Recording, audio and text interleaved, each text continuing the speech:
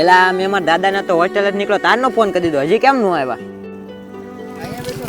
દાદા તમે કેટલું મોડું કર્યું, મારે રીલ પાવન પતંગ લેવા જવાનું હતું. એલા બટા ઓલા લાલુ દાદાનો સકોડો જાય છે, માં વૈયાવાય નહીં. મારે હેડમાં મોડું થઈ ગયું બકાલું વેસવામાં, એટલે તને મોડો લેવા આવ્યો. પણ દાદા એના સકડો ઊભો જ ન રાખો, મને કેટલા હાથ પાડ્યા હતા. બટા આજકાલ કયું રીલ પવરાવવાનું છે તારે? 5000 વાર દોડાવવાનું. આટલું બધું કોઈ ઉડાડતું નથી, પછી પડ્યું રહે છે. અને પતંગ તાર બાપા લાવેલા છે, લાવવા નથી હવે. દાદા આપણે ડાયરેક્ટ મુકેશભાઈ દુકાને રીલ પાવા જવા દેવી. ના બટા, તારા ઘરે તાર મમ્મી વાટ જોવે છે કે મારો છોકરો હોસ્ટેલમાંથી આવશે, પછી આપણે કાલ જાવું તમ તાર રીલ પાવા. દાદા મને હોસ્ટેલમાં નથી ગમતું, મને આ ફેરવી નાખો ને. અરે બટા 5 દી તહેવાર આવે ને એટલે તમને ગમવા લાગે, બાકી ભણવાનું હોસ્ટેલમાં તોય તને પછી તારું બોર્ડ વ્યુ જાય ને ફેરવી નાખીશ તમ તારે. ને બટા ભણવાનું કેવું હાલે છે તારે? બટા તાર માસીના છોકરાના લગ્ન છે એટલે છે ને બોર્ડ આવે છે 2 મહિના પછી, ભણવામાં ધ્યાન દઈ જાય, પછી સાહેબની ફરિયાદ ન આવી જોવે.